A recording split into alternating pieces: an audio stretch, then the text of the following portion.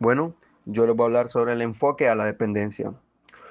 Voy a explicar el enfoque de la dependencia, una teoría muy importante para entender el subdesarrollo en América Latina. Este enfoque surge como una crítica principalmente a las ideas tradicionales del desarrollo. ¿Cuál fue su origen? Aparece en los años 70. Busca entender el subdesarrollo en que América Latina, no como una fase que lleva al desarrollo, sino como una consecuencia de la forma desigual en que la región se integró al capitalismo actualmente. También América Latina no se desarrolla. ¿Por qué? Porque está dependiente y subordinado al sistema capitalista global. La riqueza, bueno, se concentra en los países del centro, o sea, los desarrollados, y se extrae desde la periferia, como en los países latinoamericanos. En esa época se consolidan las empresas transnacionales. El capital empieza a concentrarse mayormente más en el mundo y surgen tensiones entre el este, bloque socialista, y el oeste, el capitalista. Bueno, también tenemos que hay muchos debates sobre los modelos que hay, por ejemplo, en América Latina, la tierra y la ciudad. ¿Cuáles son? Hay debates sobre los modelos agrarios y problemas urbanos. Los oligarquías, o sea, ricos dueños de tierras, se alían con sectores militares para mantener el control económico y político. En resumen, los terratenientes. También tenemos las intervenciones internacionales. Aparece en el Fondo Monetario Internacional y proponiendo modelos neoliberales para poder avanzar. El neoliberalismo busca abrir los mercados y reducir el rol del Estado, aunque eso puede afectar mucho y beneficiar bastante. En su inicio, esto afecta a los modelos nacionalistas, como los del Perú y Ecuador. En resumen, el enfoque de la dependencia nos ayuda a entender por qué muchos países latinoamericanos siguen en una situación económica muy, pero muy difícil. No es por falta de esfuerzo, sino por un sistema internacional que los pone en desventaja y en aprietos. Algo muy mal que puede pasar. Bueno, y en la imagen de la derecha se pueden ver dos mundos. Arriba, una ciudad moderna que vendrá representando al centro en una burbuja que es protegida. Y abajo una ciudad popular que viene representando la periferia, donde están actualmente los países latinoamericanos. Bueno, también tenemos el surgimiento de dos tendencias, que serían el proceso capitalista y la teoría de la dependencia. El proceso capitalista incluye a Pedro Paz, Osvaldo Zunkel, Edelberto Torres Rivas, Celso Fructado, Ciro y Francisco Cardoso. En la teoría de la dependencia tenemos a Teotonio dos Santos, Agustín Cuevas, Watford y Aníbal Quijano. Continuando con la exposición, ahora hablaremos sobre el aporte del investigador Cuevas al enfoque de la dependencia. En el año 1977, después de 3 años de trabajo en la Universidad Nacional Autónoma de México, Cuevas publica un ensayo en el que busca interpretar el desarrollo capitalista desde el ángulo del capitalismo dependiente. Su principal planteamiento es que el capitalismo en América Latina, a diferencia del modelo europeo, no logra reemplazar completamente las formas de producción anteriores. Es decir, en lugar de consolidarse como una estructura más avanzada, tipo el capitalismo en nuestra región coexiste con modos de producción anteriores, lo que demuestra un carácter incompleto y subordinado, es decir, que tiene una mezcla, una combinación de ambas. Además, Cuevas resalta que el sector agrario y minero han sido fundamentales para la acumulación de capital en América Latina. Sin embargo, aclara que este proceso ha sido muy lento y lleno de obstáculos actualmente debido a la influencia de las élites económicas, es decir, las oligarquías. Él explica que el desarrollo económico depende en gran parte de cómo se establezcan las relaciones entre los dueños del capital y los trabajadores, lo que en muchos casos han frenado el crecimiento real. Y por último, algo muy importante que señala Cueva es que el mercado interno en América Latina era básicamente débil, metropolitano y totalmente fuera de estructura, ya que se enfocaba más en consumir productos exteriores, o sea, fuera del país, que en fortalecer la producción nacional, o sea, la interna. Esto significa que no había un verdadero impulso hacia una economía interna fuerte, lo cual limita gravemente el desarrollo independiente de nuestros países. Ahora bien, otro aspecto importante dentro del enfoque de la dependencia es el papel de la marginalidad social. Esta se interpreta como la formación de un ejército industrial de reserva, bueno, es decir, una gran cantidad de personas pobres atraídas por la expansión de la industria en las ciudades, pero que no encuentran empleo formalmente. Al analizar este fenómeno, los autores como Wexford y Quijano señalan que el surgimiento de una vida política entre las clases populares estará vinculado al contexto en el que una clase oligárquica rural comienza a ser reemplazada por una clase más industrial que aún es débil y necesita el respaldo de sectores populares para poder sostenerse. En ese sentido, los movimientos sociales de la región centroamericana, como la huelga campesina en El Salvador en 1932, la huelga bananera en Costa Rica entre 1934 a 1938 y la huelga de Honduras en 1954, se extiende como reacciones masivas ante el dominio de las élites y como muestra el nivel de organización del campesinado. A medida que crece la industria en las ciudades, también aumenta la presencia de pobladores en condiciones de marginalidad. Esta situación, más allá de ser un problema social, cumple una función económica: mantener bajos los salarios, ya que facilita que los empresarios puedan reemplazar fácilmente a un obrero echándolo por otro. Finalmente, en el contexto de la urbanización creciente, el estudio de la marginalidad también llevó a reflexionar sobre el rol del Estado. Así es como surge el concepto de asistencialismo estatal, casi como una referencia al papel del Estado como un intermediario que tiene que resolver parcialmente los problemas sociales, sin modificar las estructuras, sin causar problemas y sin retrasar el proceso. El modelo socialista. Este modelo adquiere una relevancia particular cuando se analiza desde la perspectiva de una transición dentro del mismo sistema capitalista hacia formas más solidarias, equitativas y autónomas. Un ejemplo concreto de esta alternativa es la creación de la Alianza Bolivariana para los Pueblos de nuestra América, conocida como ALBA. Esta iniciativa representa un esfuerzo de integración regional que rompe con la lógica neoliberal y dependiente del sistema capitalista global, promoviendo en su lugar la cooperación, la soberanía económica y una justicia social principalmente entre los países miembros. La ALBA fue fundada en el año 2004 por Venezuela y Cuba, y con el tiempo se sumaron otros países como Bolivia y Nicaragua, entre otros. Esta alianza busca construir una vía de desarrollo basada en la solidaridad entre naciones latinoamericanas, la defensa de los recursos naturales y la integración regional no subordinada a los intereses de las grandes potencias económicas que existen en el mundo. Y en conclusión, la idea principal del enfoque de la dependencia es que el subdesarrollo de América Latina no se deba a un atraso natural, sino a cómo hemos sido integrados de forma desigual al capitalismo global.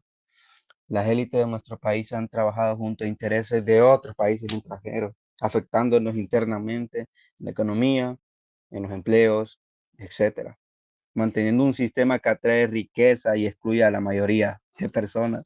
Autores como Cuevas, Quijano y Wexford explican claramente que este tipo de capitalismo solo genera más desigualdad y nos quita soberanía.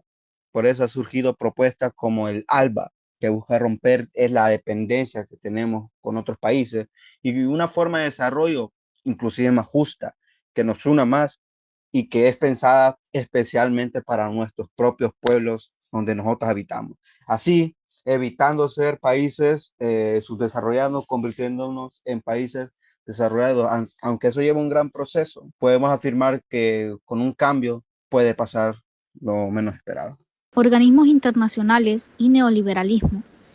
En 1944 tuvo origen en Bretton Woods, Hampshire, Estados Unidos, la reunión de los países que daría lugar a la formación de las organizaciones financieras internacionales, que se encargaría de la reconstrucción de los países dañados por la Segunda Guerra Mundial. Dicha reunión dio pie para el surgimiento del Banco Mundial y el Fondo Monetario Internacional.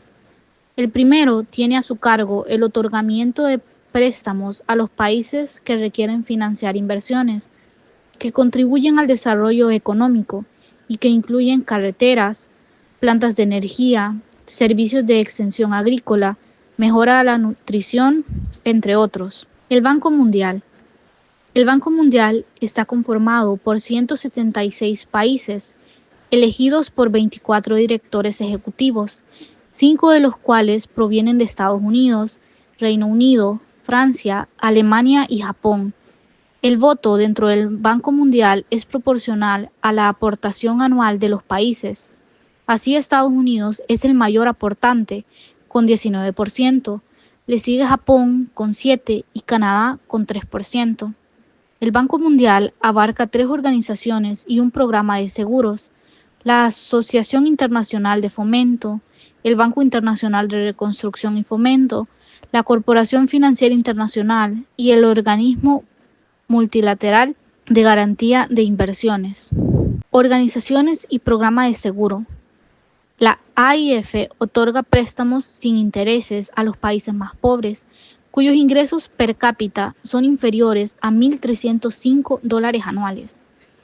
El BIRF presta a tasas próximas a los bancos comerciales, pero posee periodos de gracia hasta de 5 años y plazos hasta de 20.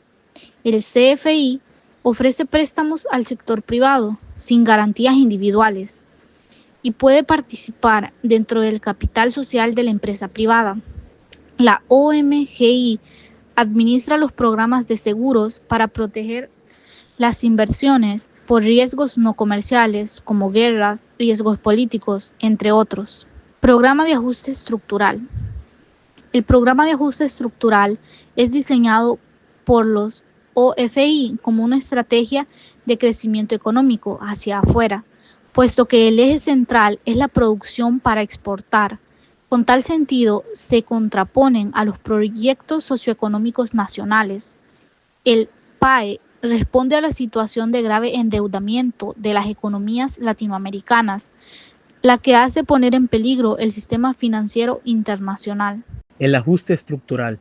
El ajuste estructural pasó a convertirse en el concepto básico de los años 80 y derivaría una serie de medidas distribuidas en las siguientes etapas: la estabilización, ajuste y liberalización. La primera etapa era muy conocida en América y ya era frecuente en los años 40 y 50. Las recomendaciones normales solían ser la reducción del gasto público, el aumento de los impuestos, la eliminación de los subsidios, la devaluación de la moneda y el control de los salarios, entre otros aspectos que en un inicio son medidas básicamente de corto plazo. El ajuste estructural, indica Hugo Noé Pino, conduce a modificaciones en la estructura productiva en donde se pretende la reinserción de las economías dentro del mercado internacional y la disminución de la actividad económica del Estado. Para ello se debían promover la liberalización comercial, cambiaria, financiera, de precios, la promoción de las exportaciones, el aumento del ahorro y la disminución del déficit fiscal. Para conducir el PAE se requiere, por un lado, entender los valores que le transmiten y que son austeridad y comprensión. Por otro lado, el PAE intenta imponer a la población el sentido de fragilidad en el consumo y disciplina en el ahorro, y este le llama la comprensión en el sentido de que las medidas adoptadas son necesarias porque exigen una decisión oportuna antes de enfrentar sacrificios mayores. Socialmente, el PAE coloca a la empresa privada en una posición ventajosa. ¿Para qué? Pues para asumir el control de la economía, mientras que el Estado deberá de prever acciones de mitigación por el impacto de las medidas económicas sobre los sectores más desfavorados de la sociedad. Entonces, el PAE vino y adquirió un carácter ideológico cuando se le mezcló con el pensamiento liberal, y al enfrentarse a las políticas de libre mercado con la visión del Estado ineficiente y controlador, pues surgiría la visión del cual era el mejor, el mercado o el Estado. El detalle es que en la visión del liberalismo clásico de dejar hacer, dejar pasar, difiere de la posición del concepto de neoliberalismo, que combina una práctica del libre mercado con la posición de que el Estado debe agregar a sus funciones de defensa de la soberanía, la protección de los más necesitados, la administración eficiente de la justicia, la de velar por las fuerzas de mercado, actúen con el mínimo de tropiezos. Entonces el empresariado deberá asumir los riesgos de impulsar iniciativas hacia los mercados y, consecuentemente, el Estado debe ser un facilitador y apoyar estas acciones. A diferencia del liberalismo, que el del liberalismo clásico, el Estado neoliberal no es tan pasivo como se cree.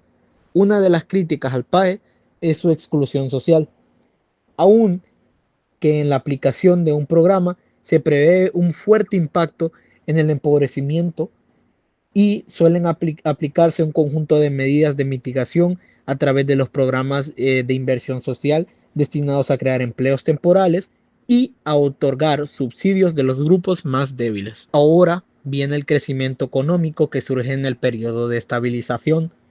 Entonces, la idea es que en las primeras etapas del PAE impone fuertes dosis de sacrificio, pero que se van atenuando con el crecimiento económico que surgen en el periodo de la estabilización. A partir de los años 90 y con los cambios en los sistemas económicos, los programas de ajuste estructural se empiezan a acelerar ante las modificaciones en los procesos de inversión y comercio mundial, enmarcados en la globalización.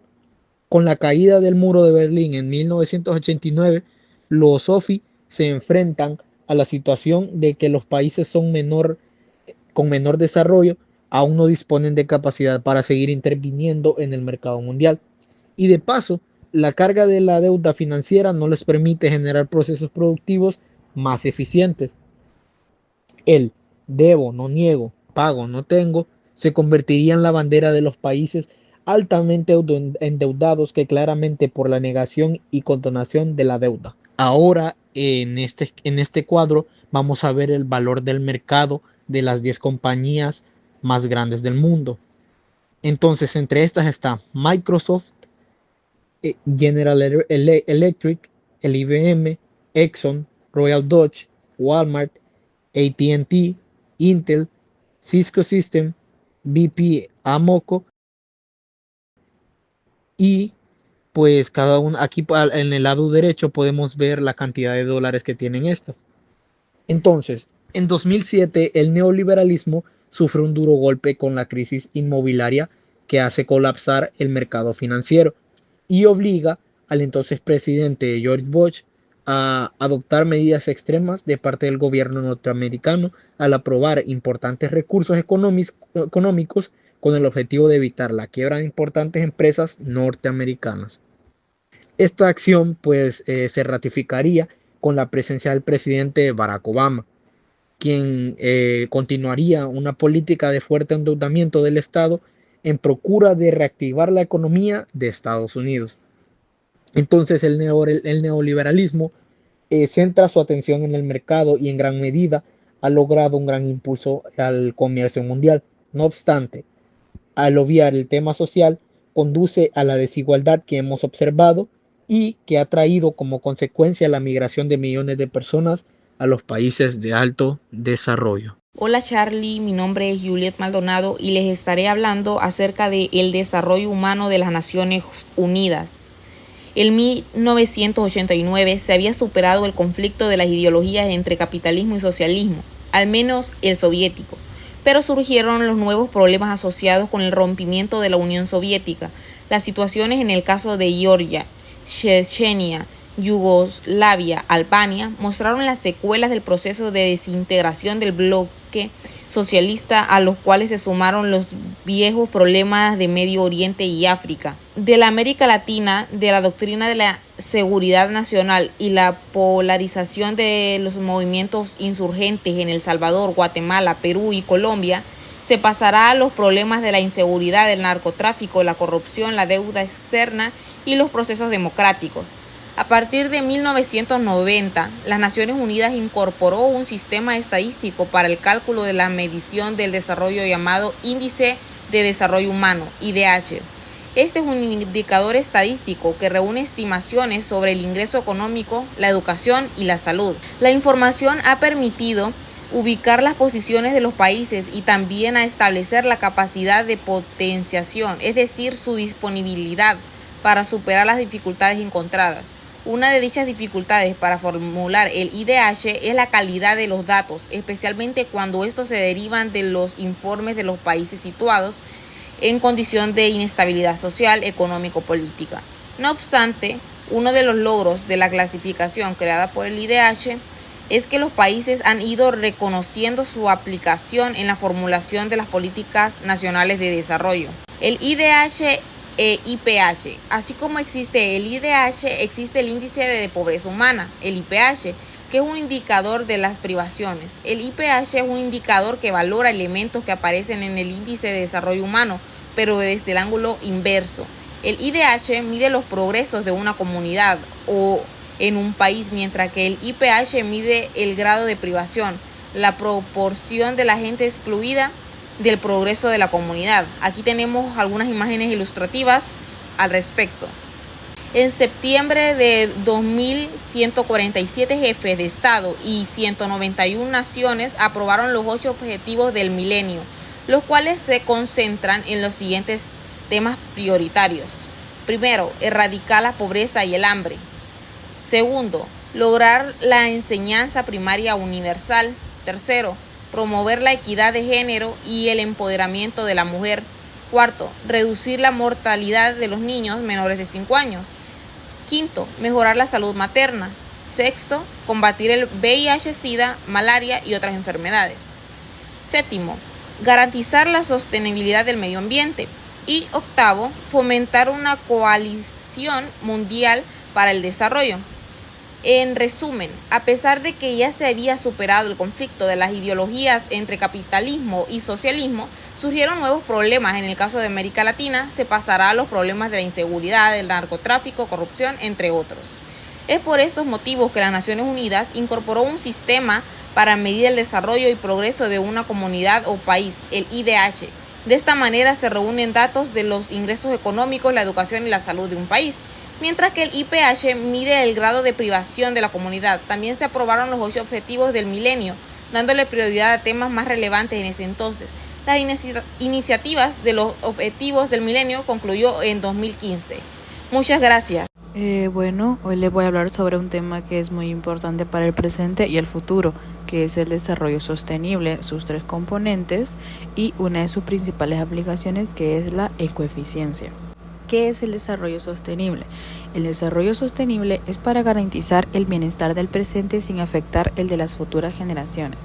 ¿Esto qué significa? Significa que todo lo que hacemos hoy, como producir, consumir o crecer económicamente, se debe hacer con responsabilidad, sin dañar los recursos que otras personas en el futuro también van a necesitar.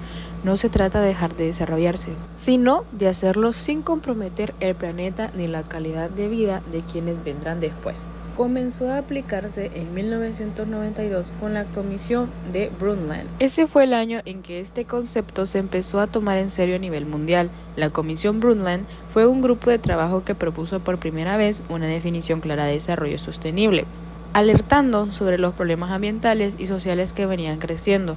A partir de ahí, muchos países comenzaron a aplicar políticas con ese enfoque. Se basa en la idea de satisfacer las necesidades del presente sin comprometer la capacidad de las futuras generaciones de satisfacer las propias. Esa es la frase clave de todo el tema. Nos dice que está bien buscar una buena calidad de vida ahora, pero sin agostar los recursos ni destruir las condiciones que otros van a necesitar para poder vivir bien también. En vez de avanzar rápido y sin pensar, el desarrollo sostenible propone avanzar bien, cuidando lo que tenemos. Ahora voy a explicar los 3 componentes que forman el desarrollo sostenible. Cada uno representa una parte clave del desarrollo: la economía, la sociedad y el ambiente. Todos deben ir juntos, porque si se deja uno por fuera, el desarrollo deja de ser justo y duradero. Como primer punto tenemos el componente económico, que lo desglosa la eficiencia, el crecimiento y la estabilidad. Este componente se enfoca en que haya progreso económico, pero sin desperdiciar ni destruir los recursos. Cuando hablamos de eficiencia, nos referimos a que se debe producir lo necesario usando lo justo, sin generar residuos o gastar más de la cuenta. El crecimiento debe ser ordenado y constante, no solo en la cantidad, sino también en la calidad. Y la estabilidad significa que la economía funcione sin crisis graves, con empleos seguros, inversión responsable y finanzas que no dependan de destruir el medio ambiente. Y como segundo componente tenemos el componente social, que lo desglosan la igualdad de oportunidades, movilidad social y cohesión, identidad cultural y participación y desarrollo institucional. En este componente lo que importa es la calidad de vida de las personas. Se busca que todos tengan acceso a los mismos derechos sin importar su situación económica, género o lugar donde nacieron. La igualdad de oportunidades significa que cualquier persona puede progresar si se esfuerza, no que solo unos pocos tengan el privilegio. La movilidad social es que las personas puedan mejorar su vida y la cohesión se refiere a que haya paz, unión y respeto entre todos los distintos grupos de la sociedad. También se valora la identidad cultural, es decir, que las comunidades conserven sus tradiciones y valores. Y por último, la participación y el desarrollo institucional se refiere a que las personas puedan ser parte de las decisiones y que las instituciones, como el gobierno, funcionen bien, sin corrupción. Y ya el tercer y último componente que lo desglosan, ecosistemas íntegros, la biodiversidad, el control del cambio climático y uso racional de los recursos naturales. Bueno, este componente es el más directamente relacionado con el planeta. Se enfoca en proteger los ecosistemas, es decir, los espacios donde conviven plantas, animales y humanos. También defiende lo que viene siendo la biodiversidad, que es la gran variedad de seres vivos que existen. Si se pierden especies por contaminación o destrucción de hábitats, se rompe el equilibrio natural. Además, incluye el control del cambio climático, que es uno de los mayores problemas actuales, causados por gases como el dióxido de carbono. Y, por supuesto, se promueve el uso racional de los recursos, lo que significa no malgastar el agua, los bosques, los minerales, ni ningún otro recurso natural que es limitado.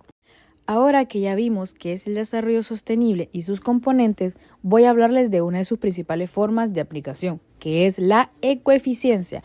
Es una estrategia que ya están usando muchas empresas para producir sin dañar el medio ambiente. Una de las aplicaciones del desarrollo sostenible ha sido el concepto de ecoeficiencia, cuya visión central es producir más con menos. ¿Qué quiere decir esto? Lo que quiere decir es que la idea central de la ecoeficiencia es aumentar la productividad sin aumentar el daño al ambiente.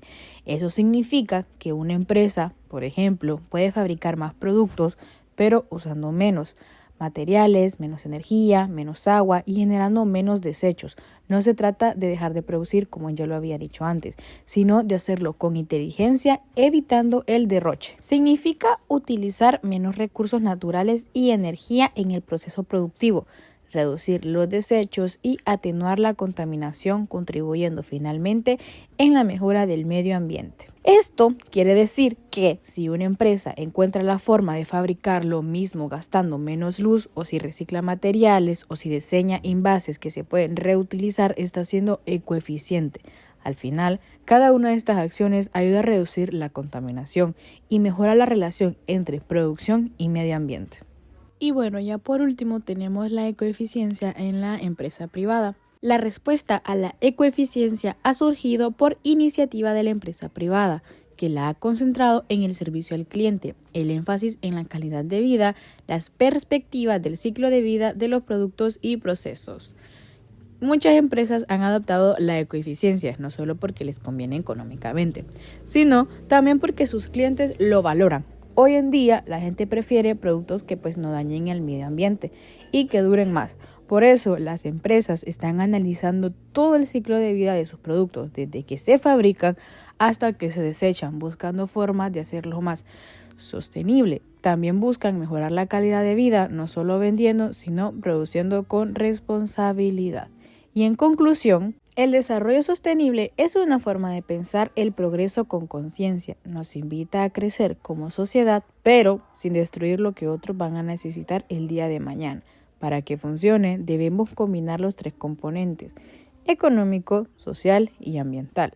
Y la ecoeficiencia es una herramienta que demuestra que sí se puede producir más sin dañar el planeta.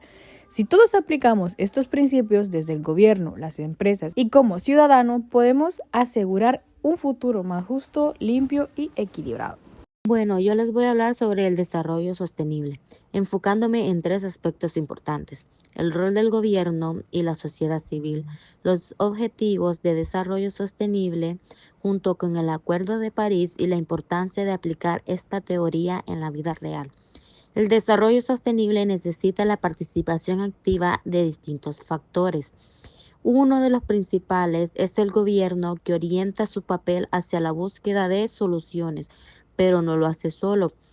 Se apoya en la sociedad civil, incluyendo la ONG, organizaciones comunitarias y voluntariados. Juntos trabajan en temas fundamentales como la reducción de la pobreza, la distribución del ingreso, la valoración de los recursos y el respeto a los derechos de las futuras generaciones. Luego, como respuesta al aumento de la temperatura del planeta y al impacto del cambio climático, en 2015 las Naciones Unidas adoptaron los 17 Objetivos de Desarrollo Sostenible. Un año después, en 2016, se firmó el Acuerdo de París. Estos objetivos buscan enfrentar las causas del atraso y de la desigualdad económica y social, además de contener el cambio climático. La meta es lograr estos compromisos para el año 2030. Y por último, el desarrollo sostenible no es solo teoría, también se pone en práctica con acciones concretas.